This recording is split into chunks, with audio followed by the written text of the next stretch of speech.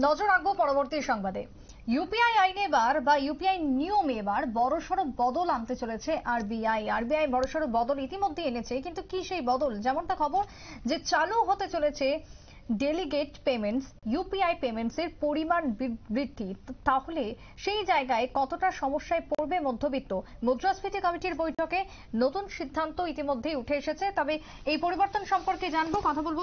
Telephone লাইনে রয়েছেন প্রতিনিধি অঙ্কিতা বর্ধন। অঙ্কিতা, ইউপিআই এর যে নিয়ম সেক্ষেত্রে বড়সড় বদল, ডেলিগেট পেমেন্ট বলো বা ইউপিআই পেমেন্টস, তাতে করে পরিমাণ বৃদ্ধি করাতে কি সুবিধা হবে বা কি অসুবিধা হবে? একদমই, দেখো, ইউপিআই নিয়মে বড় বদল এনেছে রিজার্ভ ব্যাংক অফ ইন্ডিয়া। এবার থেকে এই পদ্ধতিতেই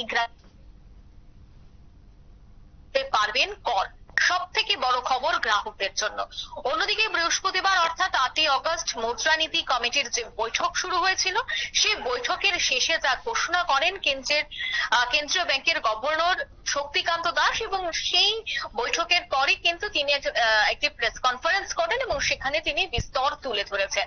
দেখো, এতদিন পর্যন্ত ইউপিআই তে কর বাবদ সর্বোচ্চ জমা দেওয়া যেত 1 লাখ টাকা। এবারের মুদ্রানীতি কমিটির বৈঠকে যা 5 গুণ বাড়ানোর সিদ্ধান্ত নিয়েছে আরবিআই। এদিন বিষয়টি নিয়ে কেন্দ্রীয় ব্যাংকের গভর্নর শক্তিকান্ত দাস বলেছেন যে আম জনতার মধ্যে ইউপিআই পেমেন্টের ঝোঁক রয়েছে, আর সেদিকেই নজর রেখে এই সিদ্ধান্ত নেওয়া হয়েছে। পাশাপাশি স্টক মার্কেট এবং বীমায় লগ্নির ক্ষেত্রেও ইউপিআই লেনদেনের পরিমাণ বাড়িয়েছে আরবিআই। বিশেষ করে ইউপিআই এর মাধ্যমে গ্রাহক 2 লক্ষ টাকার শেয়ার কেনা বেচা করতে পারবেন। এছাড়া বীমা এবং আইপিওর ক্ষেত্রে এই পদ্ধতির মাধ্যমে খরচ করা হবে সর্বোচ্চ 5 লক্ষ টাকা। তবে সাধারণত এই লেনদেনের পরিমাণ কিন্তু 1 লাখ টাকা রেখেছে আরবিআই। এছাড়া আরো কি সুযোগ সুবিধা রয়েছে?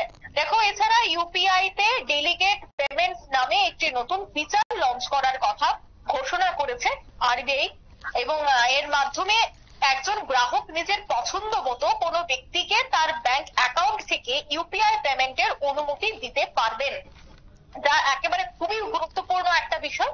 আর এক্ষেত্রে দ্বিতীয় ব্যক্তি আলাদা কোনো ব্যাংক অ্যাকাউন্টের প্রয়োজন কিন্তু সেখানে আর হচ্ছে না।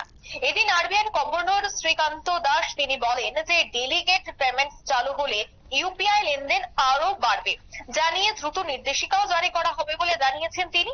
অন্যদিকে আরবিআই এর দেওয়া যে তথ্য সে অনুযায়ী বলতেই হয় যে বর্তমানে ইউপিআই এর গ্রাহক সংখ্যা রয়েছে 42.4 কোটি, আর এই সংখ্যা খুব তাড়াতাড়ি 50 কোটি ছাড়িয়ে যাবে বলে মনে করছে মহল। অন্যদিকে এইবারের যে মুদ্রানীতি বৈঠক, সেই মুদ্রানীতি কমিটির বৈঠকে রেপো রেট অপরিবর্তিত রাখার কিন্তু সিদ্ধান্ত নিয়েছে আরবিআই। আরো একটি গুরুত্বপূর্ণ বিষয়, ফলে আপাতত বাড়ছে না বাড়ি এবং গাড়ির ঋণের সুদের হার। যে বিষয়টা নিয়ে সাধারণত প্রত্যেকের মধ্যে একটা আশঙ্কা ছিল যে বাড়ি এবং গাড়ির ঋণের সুদের হার বাড়বে কিনা, সেক্ষেত্রে কিন্তু একটা স্বস্তির খবর অবশ্যই রয়েছে। বর্তমানে রেপো রেট দাঁড়িয়ে রয়েছে 6.5%।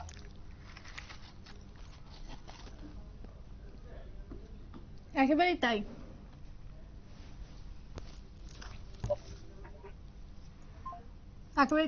আমরা কথা বলছিলাম, প্রতিনিধি অঙ্কিতা বর্ধন ছিলেন আমাদের সাথে। তবে মুদ্রাস্ফীতি নিয়ে এই যে পরিবর্তন এবং সেই জায়গায় ইউপিআই এর যে বড় বদল এনেছে আরবিআই, তাতে করে শক্তিকান্ত দাসের যে সিদ্ধান্তের কথা সেটাই জানালেন আমাদের প্রতিনিধি। ছোট্ট একটা বিরতির পর ফিরে আসবো, সঙ্গে থাকুন।